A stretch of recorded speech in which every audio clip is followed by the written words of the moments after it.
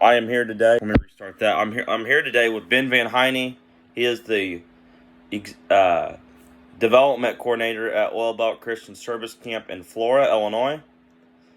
Ben, this is what, your second or third year doing this role?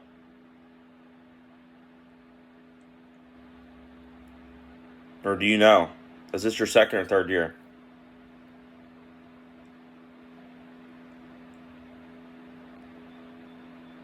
Oh, I do not like my video.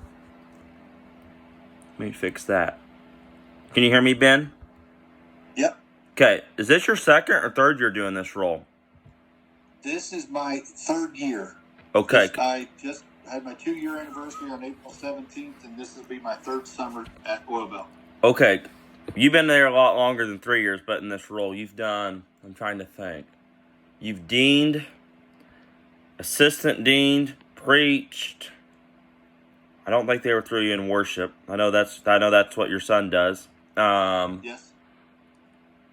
Games. I mean, we're not going to go there. We'd be here all day, but you put in a lot of time out here. So, Ben, tell us a little bit about yourself. I guess tell us a little bit about camp experience. I guess you know this much. You know a lot about camp, so. Yeah. Well, I have been coming to Oil Belt as adult faculty since late 90s, 98, 99. I came up and started helping. I helped Mark White do a Niners week back in the day. Whitey. Whitey, he's the best. He's the best. I still remember the theme of that Niners week was OEM, original equipment manufacturer. He was talking about God as being our creator, and so I learned from some of the best out there at doing camp and how to be a part. Yeah, I've deaned Athletes Week, Pathfinders Week. I've deaned junior high weeks. I've been involved with faculty a lot, and actually did help lead worship at a men's night. So I guess I can say that I'm on equal ground with Brady in that regard. And I think you were my assistant dean for Genesis Week with Tim Davis for 2-3 years. I'm not even going to count because I. Yep. And then go ahead. And then music camp with Matt Shelton 1 year, the year after Bill retired. So. Yep, that's exactly right. So I've done all the different things, and I love working camp and being at camp, and so just now getting to work for camp is pretty crazy and cool at the same time. You're doing a great job out there, and we appreciate everything you do. Thank you. So, what technically is the development coordinator for those people out there who don't know? Yeah, a development director. If you Google it, the main responsibilities that come up are fundraising, and a lot of it goes with expanding programming and making sure some of that stuff is there. Mm-hmm. In my role, I am. You could think of me like a pastor teacher when it comes to biblical stewardship. So I'm out, trying to raise funds for the camp, but in more in line of why does that matter to the kingdom, and how can we make the camp a better place, not only for the camper but for all people they're going to come here. So I spend a lot of time talking and developing relationships with folks, and in doing that, then that helps to expand the ministry of camp. In a lot of ways, I'm a pastor and a teacher, and doing a lot of speaking and talking in churches, just about what is happening here and why they should care about that. Camp's an awesome program. Like, it's done a lot for a lot of students. It's done a lot in my life. Absolutely. I was baptized here, and goodness, man, I'm trying to think, 2016 by Keith Graham, and served here at camp, and some. Listen, I love your story. Your story is a great one. You started coming here when you were a little boy. And then my sister Mia was baptized here at the Oil Belt. I'm trying to even think. Was it 22? Yeah, it was 2022 by the Woods family. If you know the Woods family at all. Yeah. Yep. And then my other sister was baptized here 2018, actually on my birthday, by Dustin Leak. So if you know Dustin, and yep. So all three of... I didn't know you had two sisters. There you go. I just learned something today. Yeah, I do have two sisters in wild times, so... It's always wild when you're outnumbered like that. Yeah. Yeah, I do. So, and then I have a brother, too, on the other side of my family, so that's a... So, there you go. Okay. So there's a little bit about me, I guess, if you want to know, but... Yeah. Well, like I said, your story is a great one. You started coming here as a little kid, grew up here, baptized here, learned and developed, and now you're leading campfires and helping with faculty and stepping in when you needed and event staff. That really is the story of discipleship. You know, when you walk in that front door there, above our entryway, our mission statement is to make disciples of Jesus Christ through the teaching of God's word, and you are it. You're the epitome of that. And so we love that you're going to be around this summer and helping out. And I even saw the other day you were recruiting for one of the camps that you're going to be involved in. You were recruiting for help with some help for music, maybe, or something like that. Yeah, I was just recruiting people to come on down for a day, even if it's just a couple hours. Call Ben, call Tyler. They'll throw you in something eventually. They'll find something for you to do. But that's awesome, man. Because this summer, I was just looking at my schedule because I know school is about over with. Should be over next Friday. We're done. Okay. And I was looking at just the schedule, and I'm like, I'm going to help with 2 camps, 2 full weeks, and then on day camp, they're going to have me help with. But other than that, I'm going to be doing my internship for ag, and then I have, I'm doing 4-H and all kinds of crazy things. So, I mean, I think 2 weeks is enough. I don't know, like, when you were faculty, I don't know if 2 weeks was enough or... It probably is, although, since we have about 12 weeks of sessions here, 24 different sessions of camp, but it can be a lot. It can be a lot. You're young and can handle sleeping on the beds better than some of us old guys can, But what, you're like, are you 6'2"? Are you as tall as I am? I'm 6 foot. Okay. So, yeah, you're just about the right size to fit on the beds, but you know with the people you've dealt with where faculty was concerned and being faculty too, it's a tiring week. There's a lot that goes on. Sometimes the weather is just blasted hot, but you come here because you know what you're doing is important. You come here because you know that the Oil Belt is an amazing place for kids to know and learn about Jesus, and so. Yeah, 2 is probably great. 3 or 4, if you can get involved in 3 or 4 weeks of camp, that's even better. I'm trying to think who I've served with. I've served with Mike Nepper. This will be my second year serving with Mike Nepper. He's a great dean. Okay. He's been around camp. I'm not going to count how many years he's been around here. Long time. He and I were having that conversation the other day. He's been coming here and doing stuff for many, many years. 40 plus. I know it's like 40 plus. Yeah. And then and you helped. Yeah, go ahead. Then I had Alicia Thompson last year. I served with her. And then this summer, Ryan Scott, and then Nepper again, and then Danielle Kimbrell. So that's 5, I guess, if you want to say I've served with 5 different people or 4 different people. Yeah, so it was Mike that you helped last year and did campfire. I thought it was Jono that you were helping. Mike Nepper was the dean of it, so I guess I guess we'll give Mike Nepper the credit. And then Jono gives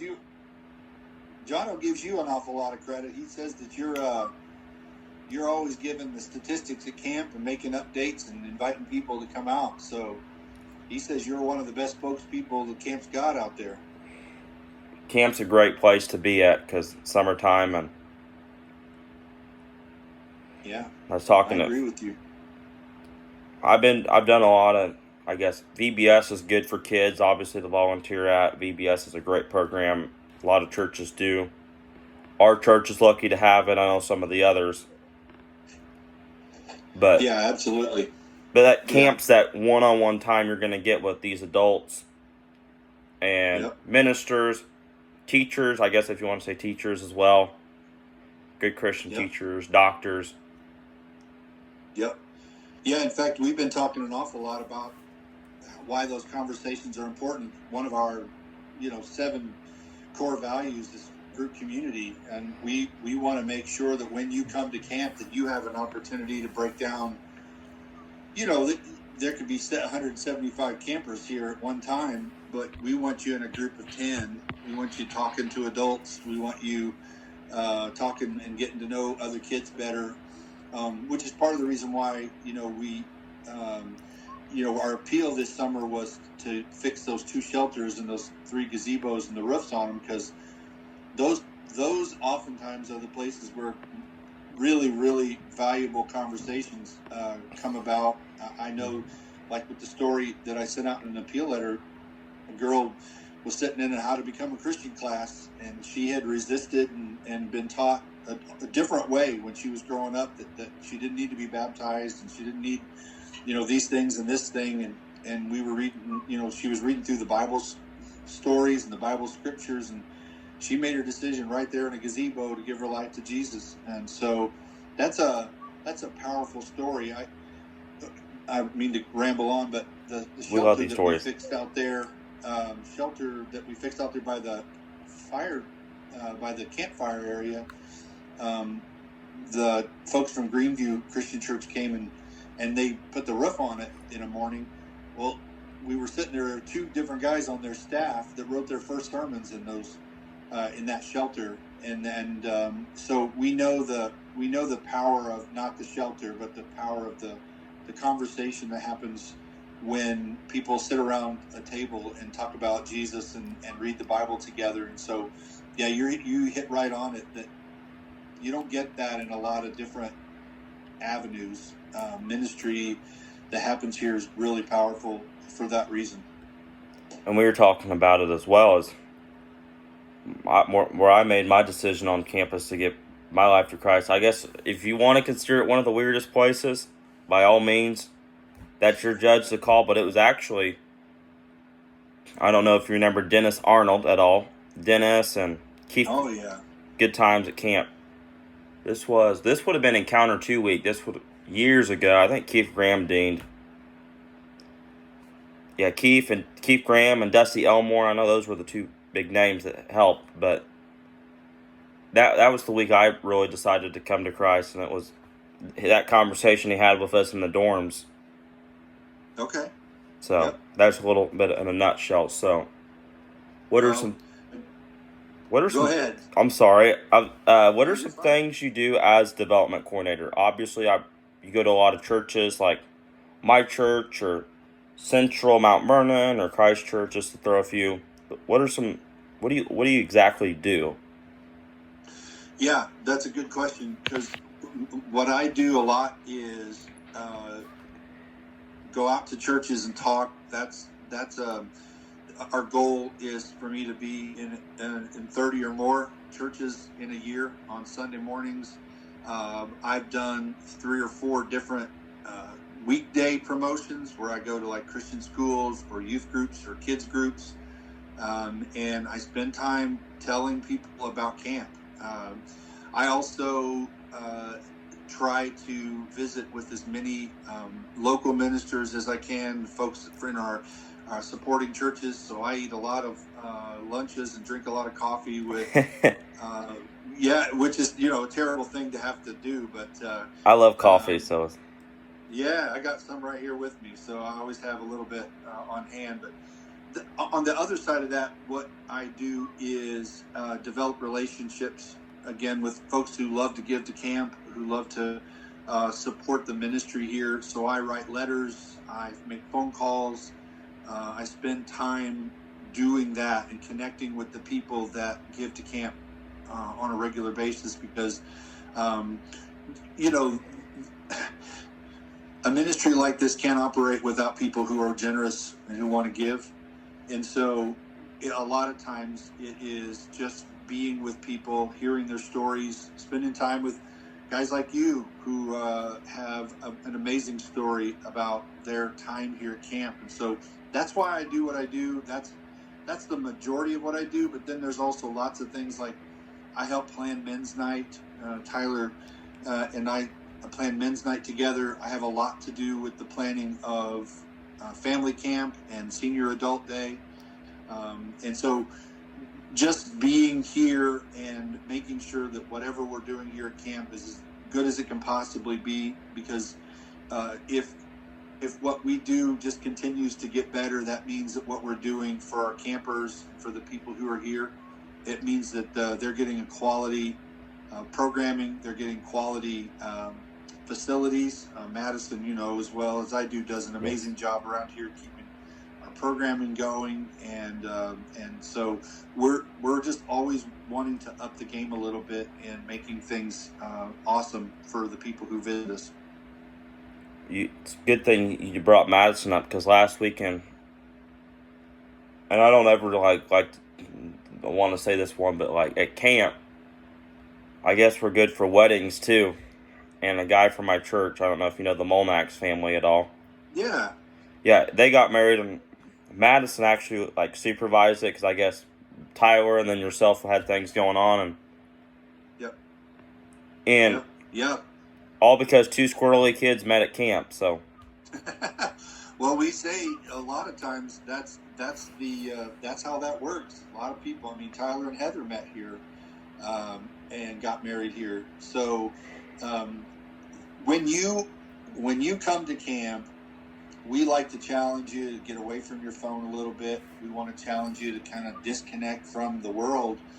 But that's for a reason. We want you to connect with friends. Sometimes people who meet at camp are lifelong friends. When I first started doing faculty here, I met people more than 20 years ago, 25 years ago, that are still friends of mine, that we communicate, that we're friends on social media. And so that is a great value.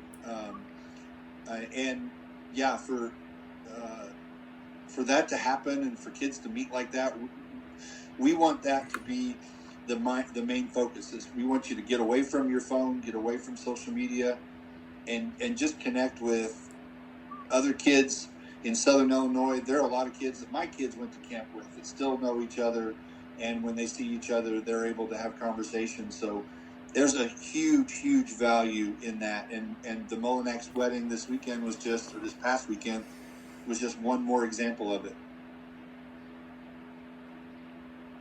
something I wanted to ask you is, this is like a fun question. What are some fun, I guess, camp memories that you have, both as dean, and I guess if you want to say this role too, what are some good memories?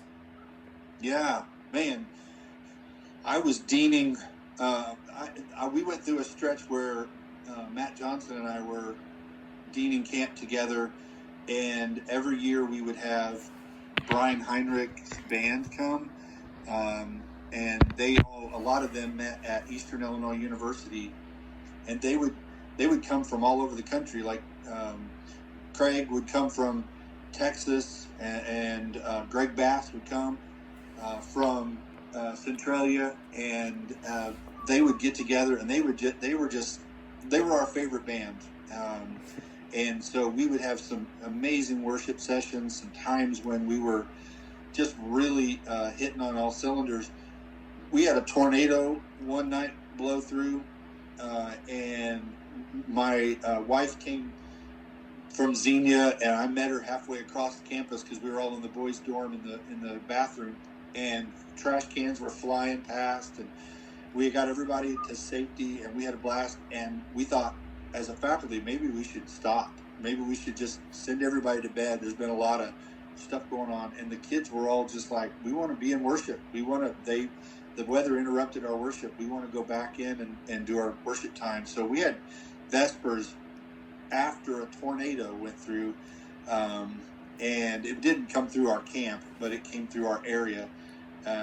And so it was just those kinds of things, the laughter, the times when we sat around after the kids would go to bed and the deans were, taking good care of things in the dorms.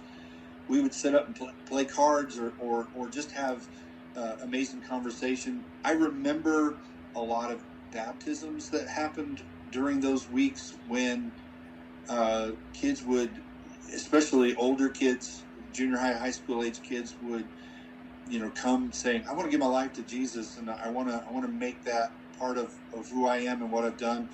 I've seen kids decide they want to go into ministry. And in those moments, there was just this sense of, we're really doing something here. God is really doing something here that is significant. We've had, watching this camp grow is an amazing thing. I remember staying with my family in one of the missionary cabins that sits basically where this building is here, and just having them here and serving with me and watching them grow up here. We taught 2 of our kids to ride a bike here when they were younger, and so just a flood of memories kind of comes back, and the times we spent hanging out is something I don't ever want to forget. Those are some great memories. Yeah. Obviously, I have a lot of good memories at Oil Belt and serving, and I could share one if you want me to, or please. Okay, so last summer I was on faculty. I think it was Niners Week. Yeah, it was Niners Week with Mike Nepper and Nolan Owings and some other people. I guess if you want to say they tagged the week together. And we're sitting in the faculty meeting. And Tyler, I don't know if you've sat in a lot of faculty meetings, so you know your fair share of them. And so Tyler asked who's dorm dad, and Jono was dorm dad. And now, you know how they, at camp, you get a walkie and a clipboard. Right. Jono doesn't want the clipboard or the walkie-talkie. He just wants to tell the stories and turn the lights off. Right. And Nolan's real quiet, but really good guy. He just kind of waves and takes the clipboard and the walkie-talkie. And we were joking the other day at church, he's actually not helping at Niners. He's doing junior high, so I don't know who's going to do the clipboard or the walkie-talkie.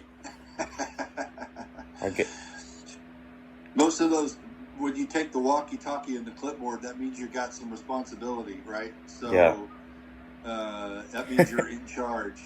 So I know there's a lot of passing that around.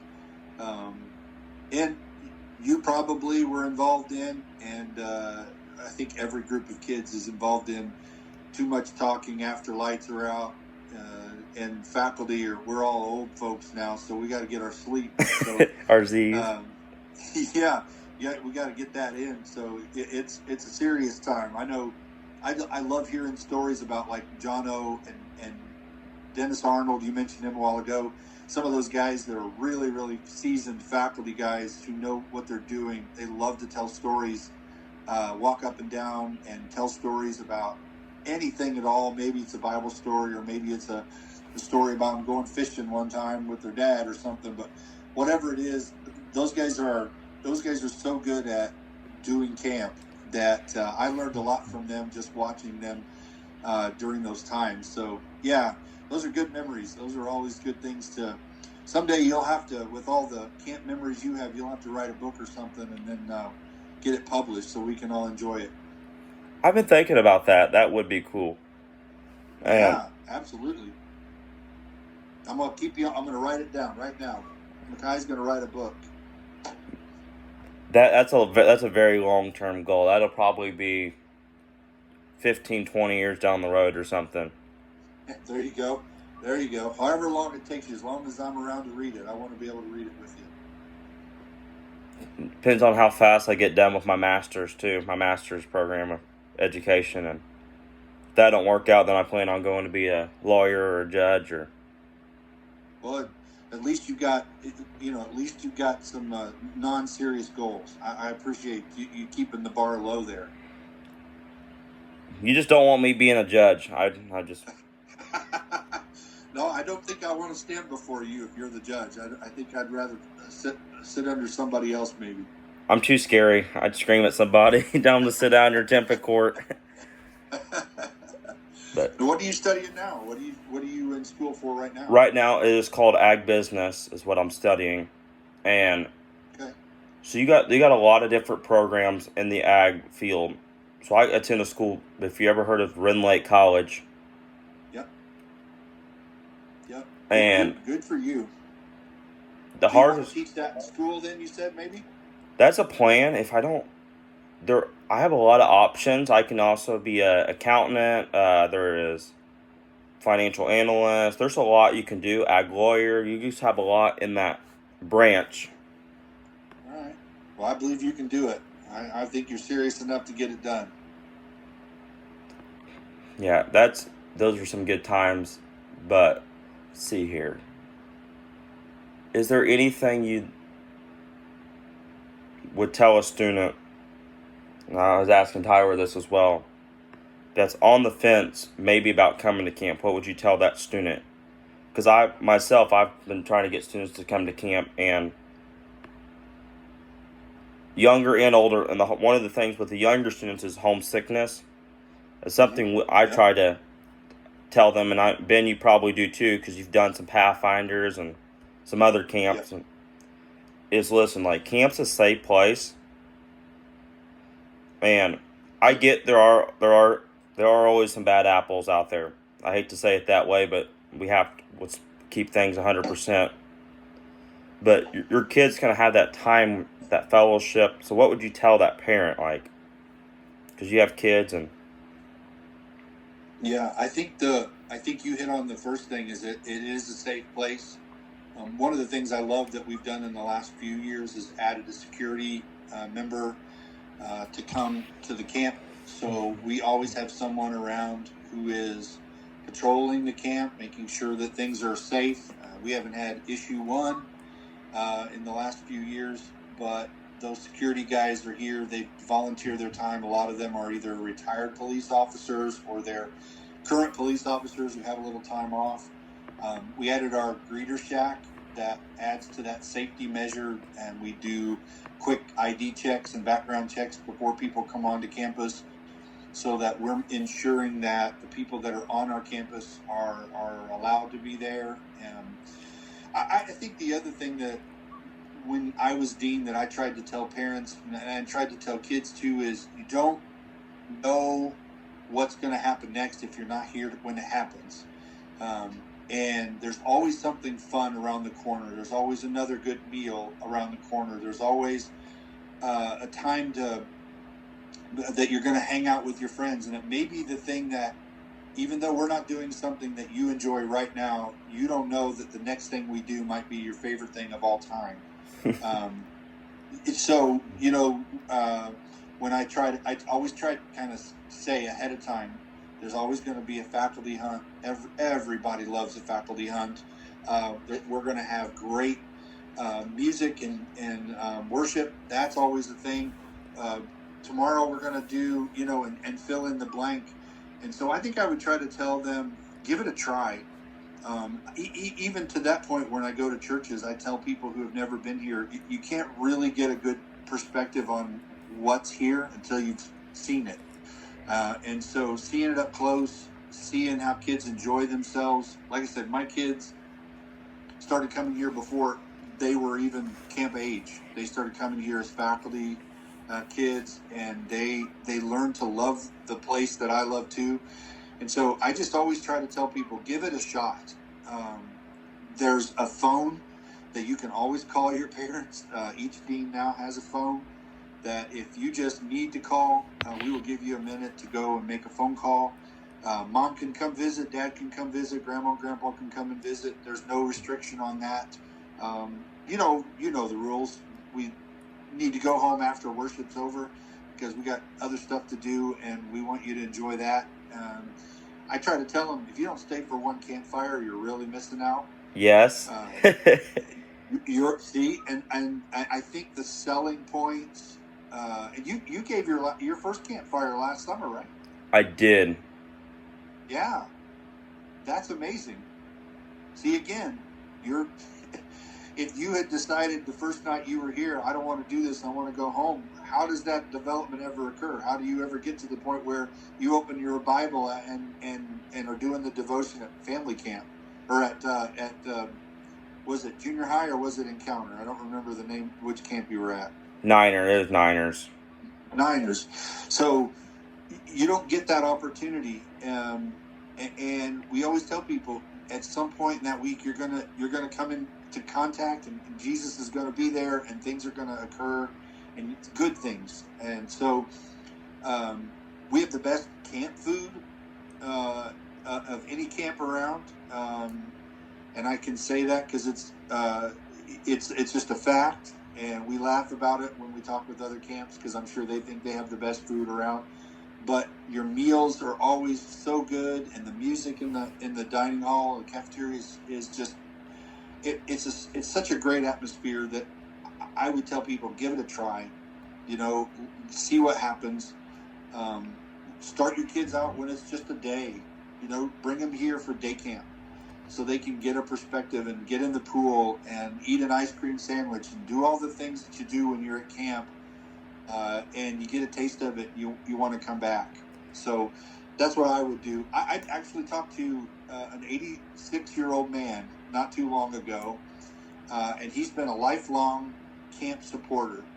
But he said the first 3-day or 4-day camp his mom brought him to, he hated it so much. Not the camp itself, but the being away from his mom, that he never came back to a week of camp. And he said, I regret that. I regret not giving it another shot and not being able to go back to camp and spend some time there. So to me, that is one of those stories that if you don't give it a shot, you don't know what you're missing. That's a great way to look at it, because I go to a pretty small church. I guess if it's about, I'm going to say 70 to 80 people on a good Sunday. And something camp really tries to do well with, I'm just jabbing for a second, is no matter if you go to a church like Central Christian in Mount Vernon where there's 1,600 people on a weekend, versus like a church I go to, like Antioch, where there's 70 people. Oil Belt always tries to make a way so everybody feels engaged. And that's something I love about Oil Belt is you have, I thought something worked last year really well, high school week. Niners week, my bad. Niners week is, they brought a canine dog out with Grant Green. I don't know if you remember Grant Green. He's on the board. Yep. He brought the canine dog out and showed the kids, this is what's going to happen if you do this choice or make that choice. Like drugs and alcohol. And I love that. Because I'm going to speak for myself real quick. And I hate doing this, but I'm going to. As a child, I was abused as a child. There were some things that kids should never go through. And I think about it now. I had to get away from that situation, so I think about now as in the last year, it's just been hard on me because a lot of things just been going on, and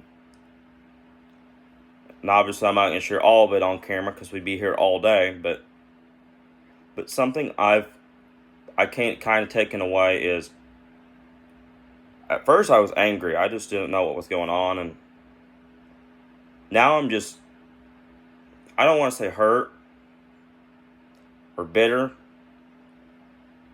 but kind of disappointed in what happened. But I always tell myself is there's always light at the end of the tunnel. Yep.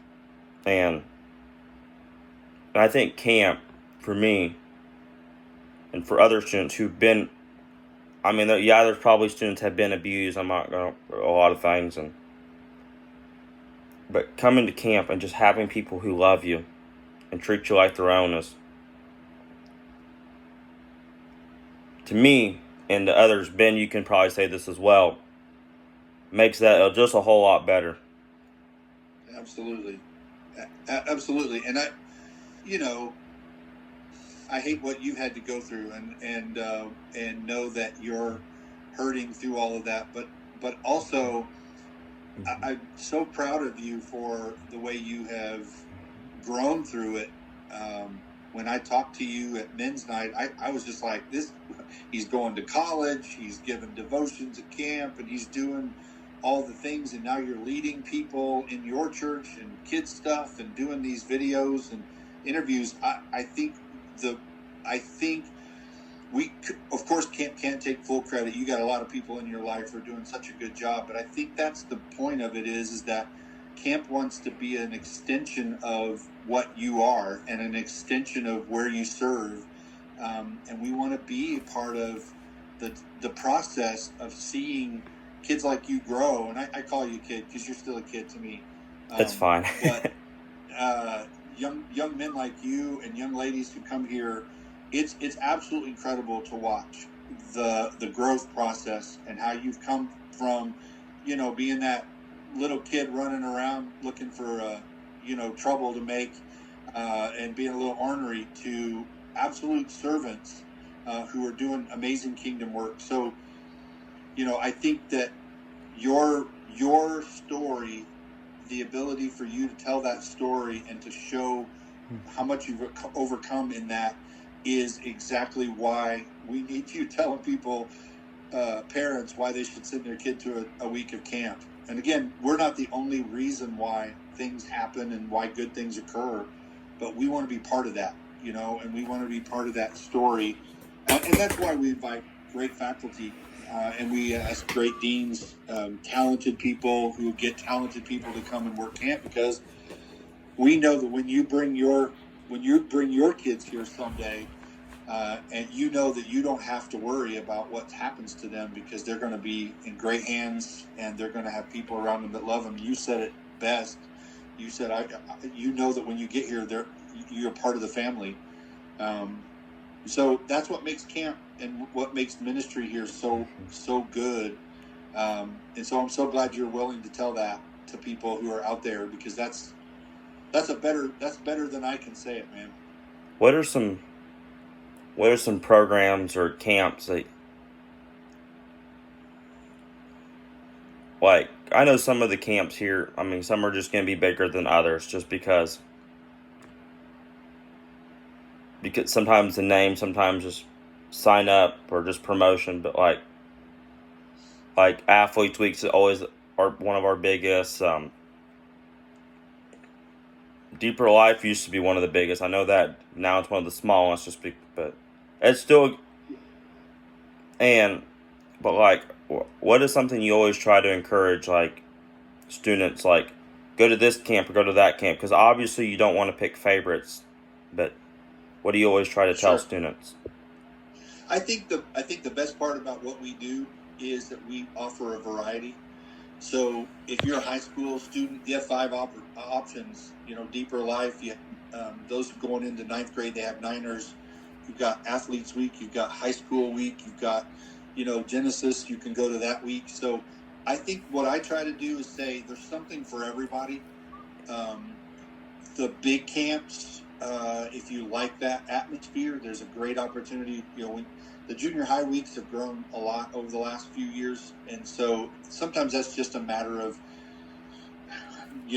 people getting older. 5th and 6th graders, 4th and 5th graders getting a little older, so those camps grow. But I think that the best part about it is there's something for everyone.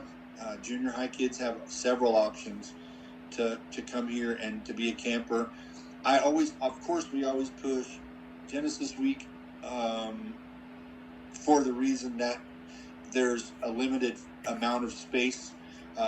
We have a limited amount of space for fishing camp, wilderness camp. We want to make sure that we're telling people right up front, look, there's a limited amount of space. I talked to a kid the other day that's on the waiting list, for fishing camp, and he was so disappointed when he registered that he didn't get in, but he's praying every day that something a spot will open up, So I think that those are the kinds of things. There's camps with a lot of kids in attendance. There's other camps that they don't necessarily have as many in attendance. So sometimes the people don't want a big crowd, so they like those smaller weeks. And sometimes they don't want to be in a small crowd, so they like to get in a big group of kids so that there's so that they can kind of just blend in and do their thing. So, yeah, that's kind of how I go about it. And Niners is a good example too. I always say Niners is a great week. It's a smaller crowd, and you get that more one-on-one time compared to if you go to an athletes week or so. Right. Ben, I was talking with Tyler with this, so I'm going to ask you the same question. I don't ever want to say it's a dean shortage, but it kind of is if you think, because St. Louis was shut down, Lincoln shut down, Christian University. So, like, how do you guys address? I know, because it's hard to find deans, hard to find people to lead camp, and you never want that to be the issue. But what is something you try to do?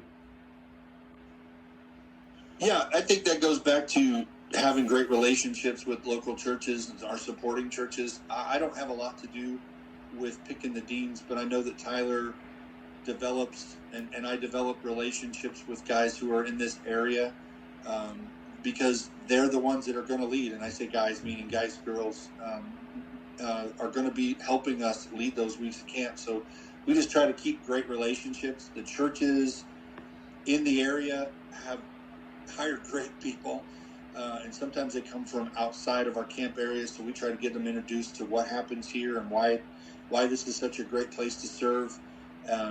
We're always thinking ahead. I know Tyler is always thinking ahead of, and you've experienced enough camp to know that a dean does so many years and his assistant dean does years with him, and then a lot of times the assistant dean then becomes the dean for the next 3 years, but then that dean always has to find an assistant dean who can lead when their time is up. So I think that's a great process, is just always having a leadership pipeline that we're working through and making sure that we keep people who really love camp involved.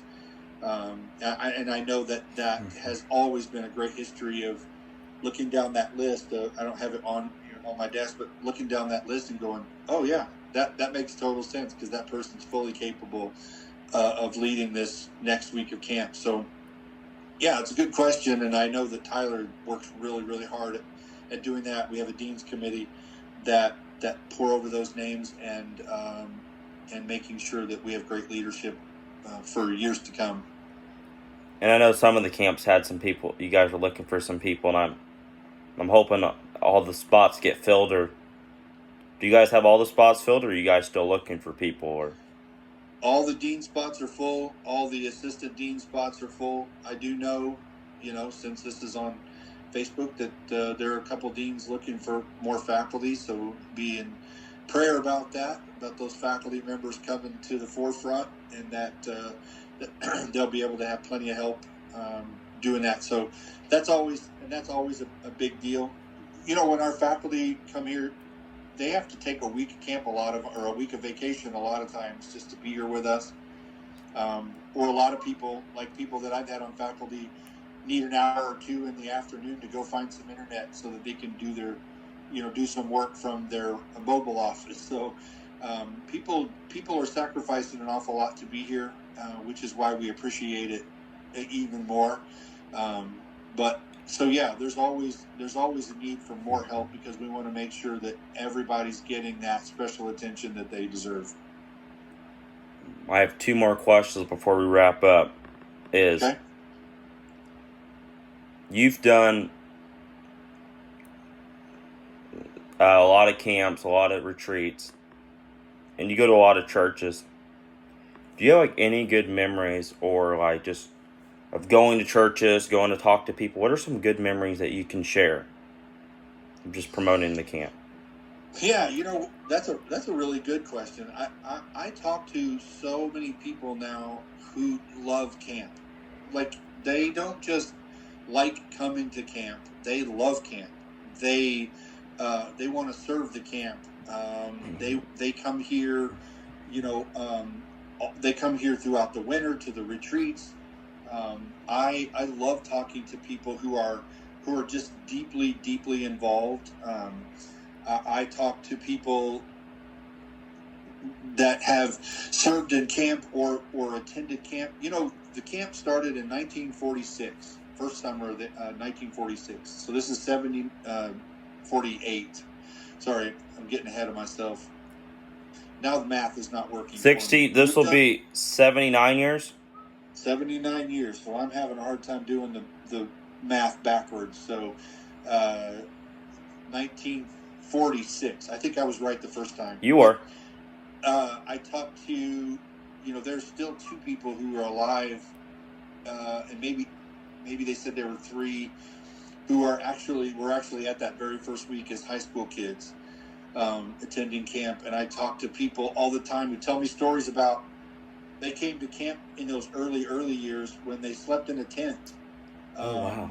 And they did, there was sawdust on the ground just in case it got muddy or wet. And they brought, I've heard people say, and we don't have any pictures to verify it, but I would love to see some of people who came to camp and brought their own mattresses. Strapped on the top of their dad's, vehicle when they dropped them off. So I hear stories like that all the time. People who want to, people who engage in what we're doing. I talked to a lady a couple weeks ago that her mother, her daughter, her granddaughter, and now this year for the first time, her great-granddaughter will be attending camp. That is absolutely crazy. 5 generations of folks who have attended camp at Oil Belt. It is the reason why Oil Belt is such an amazing place to be. But it's one reason why I love going and talking to people like that, because it really is important to continue to pass that down so that my grandkids and my great-grandkids one day will say, yeah, my great-grandpa took me to Oil Belt and we hung out there, and my parents, did this, and now I'm going to take my kids too. Last question. Is there anything, Ben, you would like to say just about our summer camp program or some of the retreats? Because I know camp is coming up in 27 days from today. I guess if you want to count Special Needs Day, it's 17 days from today. What are some things you want to, just anything you would want to say? This is a standard line for me when I do camp. When I do promotions, is come to camp. We are excited about the 12 to 13 weeks that people are here. We as a team are ready, are getting ready at least, to do a full summer of absolutely amazing programming. Every summer brings about its own challenges. Every summer brings about its own great opportunities, decisions. I would invite people who are listening, come to family camp. Family camp is one of the neater events. We've already got 100 families registered for camp. The campground, as last I understood, was full, but there's going to be some spots across the road. Creation Truth Foundation will be here. They will be bringing all their dinosaur bones and all the fossils and some new programming, which is great because some people get to hear them pretty regular. They've actually written some new material and are going to be here with all new stuff. And from what I understand, maybe a Tyrannosaurus Rex skull could. And Sunday night of family camp this year, August 30th is the Friday night we start, but they're going to do a family dino night, and so they're inviting people to come. I know I have a grandson who is already talking about it, and so it'll be programming for little kids who enjoy dinosaurs all the way up to adults. So I would invite you to come to family camp and be looking forward to that. So camp's close. Like you said, 27 days, 17 days for Special Needs Day, and we can't wait. All right, with all that said, thank you for your time, Ben. Well, I'll see you at camp this summer, and thank you for serving. You're welcome. Thanks for